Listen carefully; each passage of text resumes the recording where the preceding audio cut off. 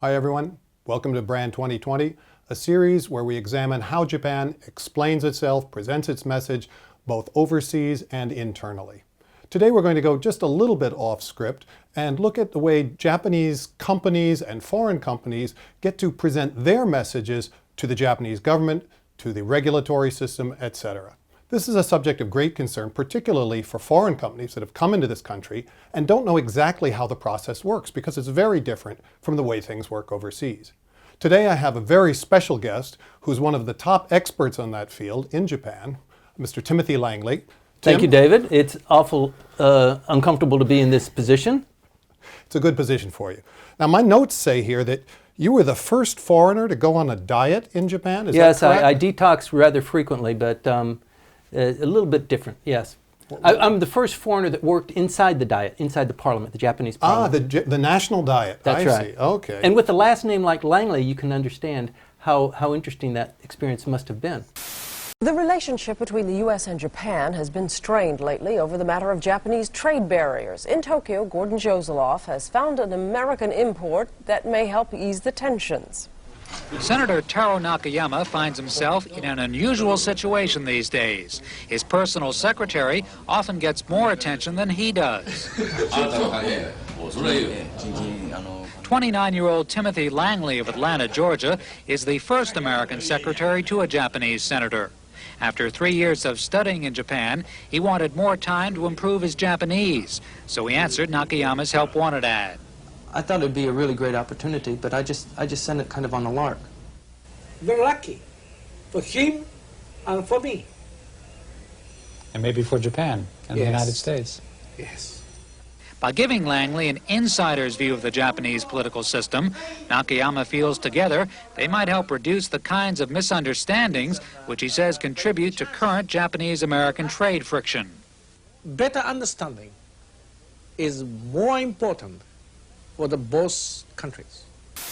When did you actually get that position at the diet? That was maybe 30 years ago when anybody who looked like you or me walking around the Nagatacho area was just instantly triggered as a spy, of course. And there were no foreigners working in the diet at that time? No foreigners working in the diet. There were foreigners, young foreigners, fellows like me who had finished graduate school, who were traveling to Japan or maybe on a grant of some sort, who were working for a parliamentarian on the outside office, but this was the first time for a foreigner to get a badge, a lapel badge, that gave them free access into the diet complex. That's a big thing, to have that lapel badge. That's a very big deal, and I bet they weren't too happy to give that to a foreigner. A lot of people inside the diet must have been a little bit uncomfortable with that. It was actually kind of secret because it hadn't been done before, so most of the times, you've been here a long time too, David, if it hasn't been done before, therefore it can't be done. Right. And the parliamentarian that hired me was a senator from Osaka, had a lot of weight behind him, and he said he was going to push it through. So Langley, you just bide your time and just smile. Shut up and do what I tell you. That's right. Yeah. But it was a great ride. You must have seen a lot of things while you were working in the diet, and the one that I'm particularly interested in is the idea of let's say not just corporations, but let's say outside organizations, various institutions that have their own policy agenda, have something they want to put forward, whether it's selling a particular product or providing a service in the marketplace, and they need to have both politicians and regulators look with favor on their position. And from what I understand, a lot of organizations inside Japan have no problem going to the diet and in various ways expressing their ideas to various legislators. You must see a lot of that. Sure. There are a couple of ways that one can influence the process. One of the ways is to go into the various ministry that is actually, chumping down on how the regulations are applied, who is in the scope of their regulatory prowess, that sort of thing. But then there's the political end too, and that would be in the upper house or in the lower house. So people would come into the diet offices with a request, and in any particular day you'd see 30 or 40 people that would come in. We have a request, would like to meet with the member if he's available, and if he's not, then you'll do just fine. Can I have 5 minutes of your time? Well, in that sense, at that level, it's not unlike the way legislatures work all over the world, where individual constituents go in and say, I have a request, there's something I'd like to talk to the member about. That's not unusual. But I'm looking more at the way particularly corporations want to influence policy and want to do more than just present their position on something. They want to actually influence decision making, particularly inside the Diet. You must have seen a little bit of that while you were there. You know, it runs the gamut. I mean, from this side of the bell curve to this side of the bell curve. This is the pretty side, this is the not very pretty side. And all of it happens. And it takes all sorts of different kinds of people. And that's why in a Diet office, the space is rather small. You can fit maybe 3 or 4 people. Now with the new building, you can fit maybe 5 or 6 people in there. So any visitor that would come in would meet any one of 2 or 3 people. And in the old days, you'd only really meet with 1 or 2 people. And you would bring in your proposal, and it would happen day after day. I mean, you would visit the Diet office on a rather frequent basis. Not always bringing goods and candies and gifts and stuff like that, but frequently you would. Interesting. So people could actually bring presents for Diet members. Well, in Japanese culture, it's rude to go visit somebody if you're going to ask something by going without having tebura, without having some sort of a gift. Or so I could, for example, bring a large suitcase full of cash when I go to visit my Diet member. Usually they don't do it that way, and if it's done, it's not done inside the Diet office. It would be done outside. That sort of thing does happen. A lot of people have gotten in trouble with that. What about foreigners? You know, I mean, we come in, I'm speaking now on behalf of all foreign companies here, but we come to Japan, we don't know how things work here, and we just assume, well, it's got to be pretty much like it is overseas. So, okay, what do we hear the Japanese go in and just like buy favors, and you know, we're on the wrong end of some regulation. We'd like things to go a little more our way. What can a foreign company do? No, it's a very difficult, very delicate process. There are laws. For example, if you're an American or a Brit or an Australian, there are laws in your country that apply to you as a person doing business in a foreign country. So in the United States, they have the Foreign Corrupt Practices Act that dictates how you can act in a foreign country with people who are legislating issues of within your realm of business. And if you are spending money on them, taking them golfing, and that sort of thing, there are certain requirements for reporting, and there are certain things that you can and cannot do. So you can get into big trouble as a foreign company in Japan because of things that you're doing here back home. So your company, your headquarters, can get in big trouble. But similarly, here in Japan, there are laws that govern how anybody can interact with a member of the parliament, and gift giving and doing things that in some countries would be called bribes. Yeah, that's very, very closely watched, and people get in trouble a lot. So things have changed a lot over the last several decades. You must have seen a lot of changes here. But like you mentioned, the Foreign Corrupt Practices Act in the U.S., that's changed a lot of things. It wasn't designed to affect Japan so much as other parts of the world, but it certainly affects here, and it affects the way foreign companies do business here. One of the interesting aspects of the United States economy is that foreign trade, goods and services, account for about 30% of GDP. So it's a big engine of growth there. So you have to have people that are doing business overseas. So yes, they get watched very carefully by the U.S. regulators and also by their competitors. So not only the regulators are going to catch you with your hands in the cookie jar, but your competitors are going to tattle on you and say, I think that they're doing something they shouldn't be doing, and you might want to look at that, and here's a document that I have, and here's a receipt, that sort of thing. Okay. Well, maybe I'm getting this wrong, but it sounds to me like Japanese companies in many ways have an edge, and I certainly don't mean linguistic. Japanese companies have an edge in that they know how to, for want of a better word, lobby their own government, whereas foreign companies are sort of handcuffed by regulation, by laws in their home countries that make it virtually impossible to go out and do what we would normally consider lobbying. Business here in the Diet, I imagine it's just like in any parliament or any government. The people that are running the government are supported by big businesses. When they want something done, they'll come visit the senator, but you don't see any Americans here doing that. I haven't met anybody representing an American concern here in the Diet that comes to talk to the senator about his requests. Perhaps the Americans just don't know how to go about it.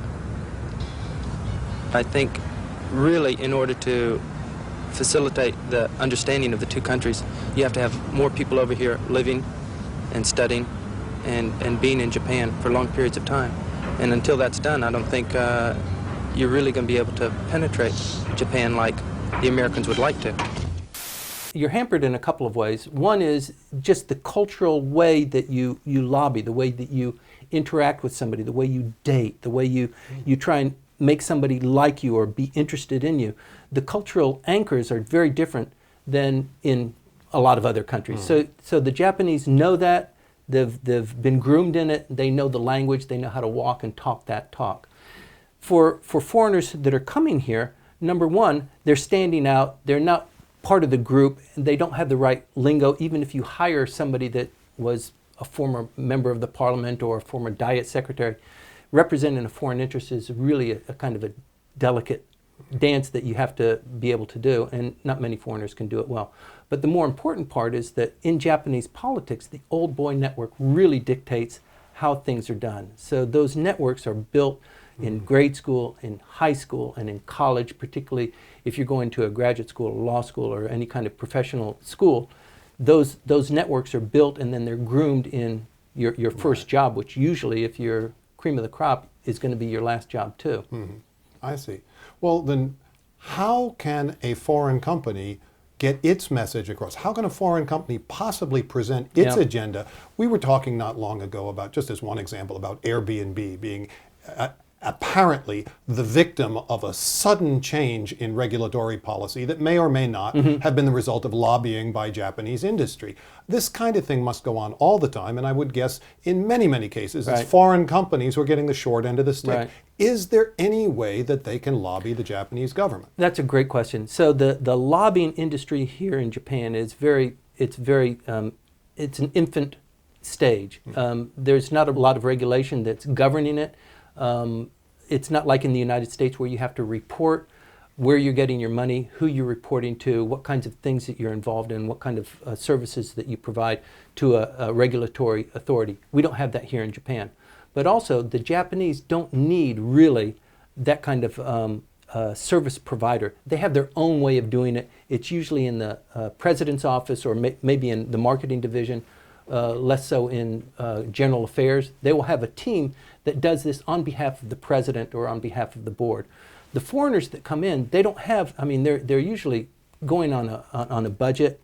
Even if they're generating a lot of revenue in Japan, one of the things that they're not really focused on is having a legal team, or even less so, a government affairs team. So government affairs would come after maybe compliance. So when you have your compliance personnel filled up, maybe you're going to start thinking about having government affairs or public policy involved in your company. So it really takes a bigger company to have that kind of bandwidth. But even then, who are you going to hire? Who are you going to put in that kind of a position so that they can generate goodwill, they can project your image, the essence of what your company is, what the product is, what your issue is, and why I want you, Mr. Parliamentarian, to be interested in my issue, why it's important to you as well as it is to me. Very difficult. So there are ways, I think I hear you saying, there are ways to lobby the Japanese government, but they're not so visible. They're not something that someone would have picked up overseas and come here with. It's basically something that works in this particular market, and it requires a great deal of expertise. Right. It's basically homegrown. I mean, it's like if your mother wasn't Japanese, it's very difficult for you to be able to be so eloquent in Japanese. But there are people like that. It's just, they're very rare, and it's a tough market, and, the cost of doing business here is very high too.